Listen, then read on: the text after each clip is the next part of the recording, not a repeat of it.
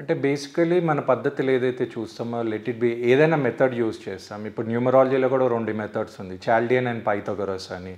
ఇప్పుడు కొంతమంది కొంచెం న్యూ వర్షన్స్ క్రియేట్ చేస్తున్నారు. ఇప్పుడు ఆస్ట్రాలజీలో కూడా ఎన్నో పద్ధతులు ఉన్నాయి.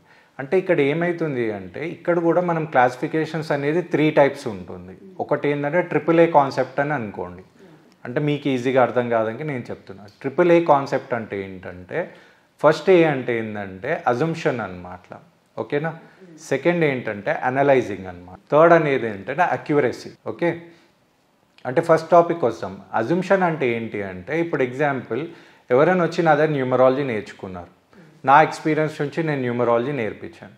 ఆయనకు ఒక మెథడ్ అనేది వచ్చేసింది, ఆయనకి ఇట్లా క్యాల్కులేషన్స్ ఉంటుంది. అయితే నేను చెప్పిన నాలెడ్జ్ అనేది ఆయన చూసి ఒక బుక్కిష్ నాలెడ్జ్ లేకపోతే అదే చూసి ఆయన చెప్తుండు. ఇంకోటి ఆయనకి ఇంకా ఎక్స్పీరియన్స్ రాలేదు, ట్రయల్ అండ్ ఎర్రర్ కావచ్చు, లేకపోతే ఉన్నదే మక్కీ టు మక్కీ చెప్పడం వల్ల ఏమవుతుందంటే వాళ్ళని అజంప్షన్ కింద రావచ్చు.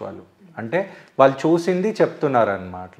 ఒక్కోసారి క్లిక్ అయితే వెల్ అండ్ గుడ్, ఫెయిల్ అయింది అనుకోండి అది ఫెయిల్యూర్ కింద ఉంటుంది.